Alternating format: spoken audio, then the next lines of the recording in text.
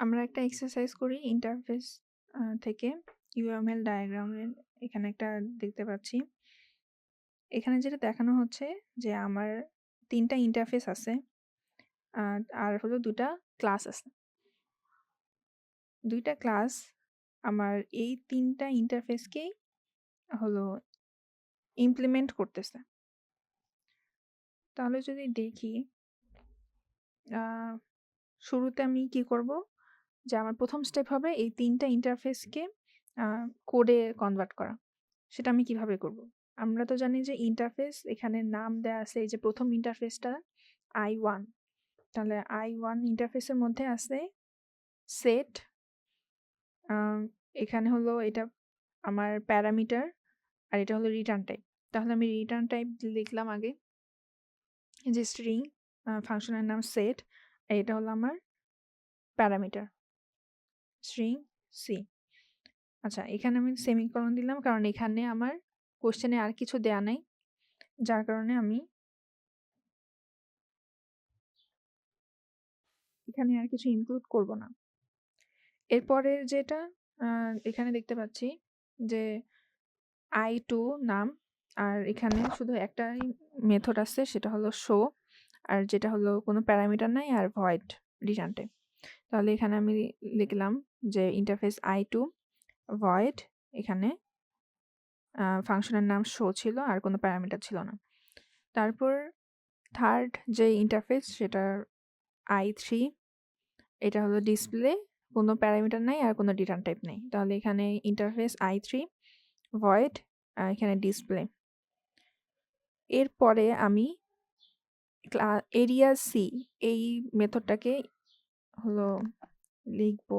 আর এই জিনিসটা একটা খেয়াল রাখতে হবে যে এটা ইমপ্লিমেন্টস করে ৩ টাকেই। তাহলে I1, I2, I3 তারপর এখানে যেটা দেখতে পাচ্ছি যে এখানে আমার অ্যাট্রিবিউট আছে আর যেটা হলো ইন্টিজার টাইপ আর এটা হলো প্রোটেক্টেড। এটা দিয়ে আমার প্রোটেক্টেড বোঝাচ্ছে। তাহলে এখানে আমি প্রোটেক্টেড ইন্টিজার আর নিলাম। এরপরে আছে এখানে আমি দেখতে পারতেছি যে এরিয়া সি একটা কনস্ট্রাক্টর আছে।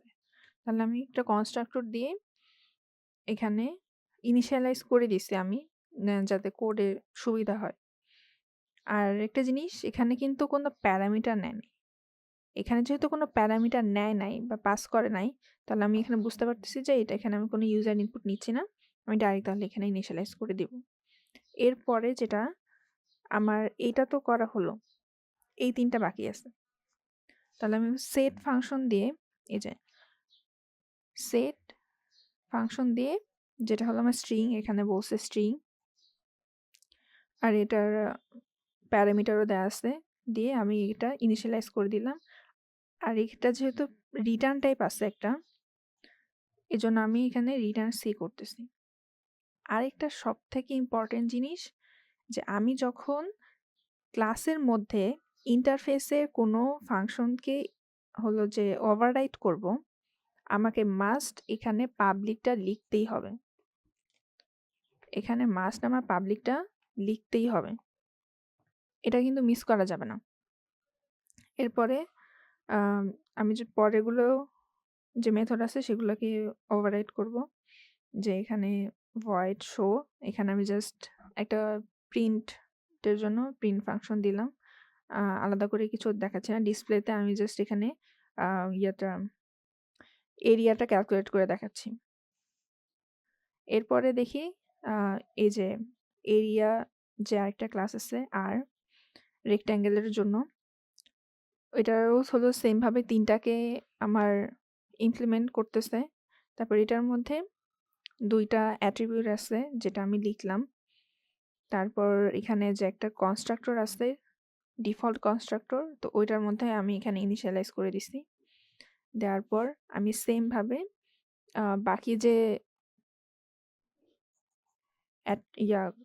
মেথডগুলো আছে সেগুলোকে আমি ওভাররাইট করছি করে দেন এই জায়গাটা এখান থেকে হলো আমার শুরু এখান থেকে আমার মেইন ফাংশনটা শুরু। এখানে আমি যেটা করছি যে আমি প্রথমে সার্কেলের এরিয়ার জন্য একটা অবজেক্ট ক্রিয়েট করছি। আমি যেহেতু এখানে ডিফল্ট কনস্ট্রাক্টরকে কল করব, তাই এখানে ডিফল্ট এখানে কোনো প্যারামিটার আমি পাস করতেছি না। এরপর যে অবজেক্টটা ক্রিয়েট করছি সেটা দিয়ে আমি একবার সেট, একবার শো, একবার ডিসপ্লেকে কল করতেছি। এখানে আরেকটা জিনিস যে আমার কিন্তু সেট যে ফাংশনটা ছিল সেটার মধ্যে আমার রিটার্ন টাইপ ছিল, আবার এখানে কিন্তু আমি একটা প্যারামিটারও পাস করছি যেটা স্ট্রিং অ্যাট্রিবিউট ছিল বা ভ্যারিয়েবল ছিল। তাহলে আমার এখানে কিন্তু আমি এখান থেকে আমার স্ট্রিং মাস্ট পাস করতে হবে, নাহলে কোড রান করবে না। তারপর আমি সেমভাবে এই সেম ফরম্যাটেই আবার রেক্ট্যাঙ্গুলার যে এরিয়াটা আছে সেটাকে আমি অবজেক্ট ক্রিয়েট করে দেন ওটার মেথডগুলোকে কল করছি।